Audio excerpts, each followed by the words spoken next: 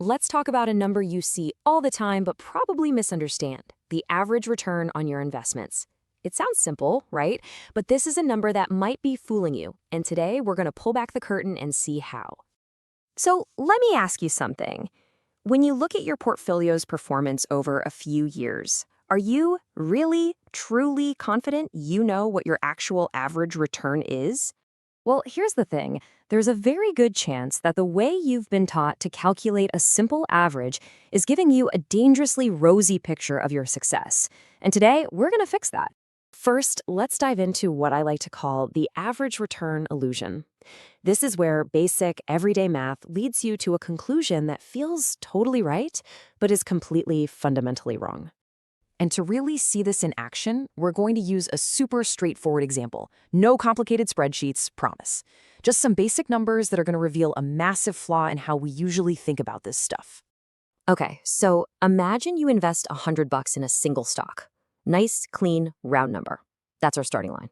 Now, in the first year, things do not go well. The stock just tanks. It loses half its value, a 50% drop. So your $100 is now only worth $50. Ouch. But hey, in year 2, the stock stages this incredible comeback. It doubles in value. That's a 100% gain. So your $50 turns right back into $100. You're exactly where you started. So, after that wild ride, you're right back at square one. You've got a 0% gain, right? But here's where it gets weird. What happens when we try to calculate the average return for those 2 years? Well, if you do the math the way we were all taught in school, you take the year 1 loss of minus 50% and you add the year 2 gain of plus 100%, you get 50.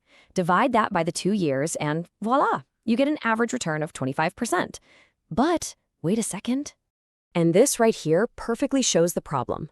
The simple, or arithmetic, average tells you that you had this fantastic 25% annual gain. But your wallet, the actual result, tells you that you had a 0% gain. You made absolutely nothing. See, the key thing to get is that claiming a 25% gain isn't just a little off, it's very misleading. It completely ignores the magic, and sometimes the curse, of compounding. That 100% gain in year 2, it was on a smaller base of $50, not your original 100. Simple averaging just breezes right past that critical detail. Okay, so if that's the wrong way, what is the right way? Well, it's time to meet the hero of our story, a little something called CAGR. CAGR stands for compound annual growth rate. Now, unlike that simple average, CAGR is designed to account for the effects of compounding over time. It answers the question you actually care about, which is, what was the steady, smooth, year-over-year growth rate that would have gotten my investment from its starting point to its ending value? So let's move away from our little 2-year example and see how this works in a more realistic scenario over a longer period of time. This is where you'll really see how powerful CAGR is. All right, new situation. You buy a stock for $100. A whole decade goes by and you sell it for $280. Clearly, it was a great investment. But what was the real annual return? Now, the calculation itself might look intimidating, but it's really just a simple 3-step process. Seriously, you don't need to be a math whiz. First, you divide your end value by your start value. Next, you raise that result to an exponent based on the number of years. And finally, you just subtract 1. And if you want to see it as a formal formula, here it is. It's just those 3 steps we walked through, ready to be plugged into any decent calculator or spreadsheet. So when you actually run the numbers for our example, turning $100 into $280 over 10 years, the true compound annual growth rate is 10.8%.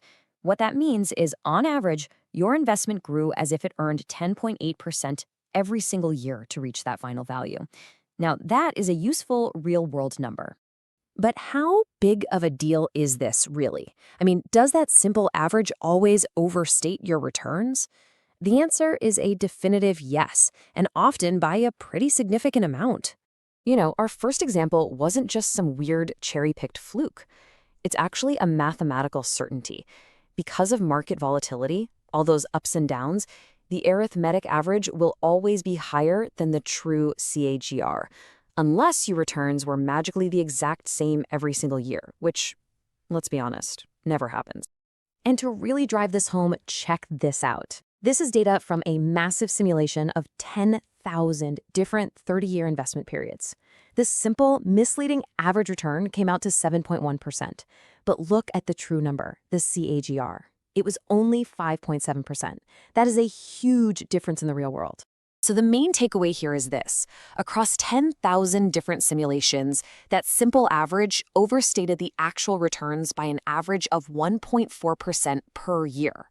Now, 1.4% might not sound like a lot, but believe me, over decades of investing and compounding, that gap is the difference between a comfortable retirement and, well, not.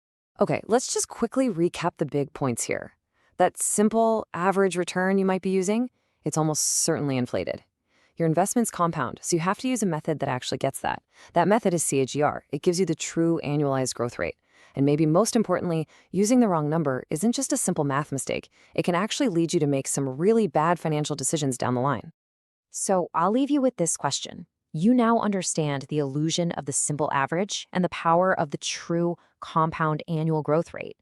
The next time you sit down to look at your portfolio, which one are you going to use to measure what really matters?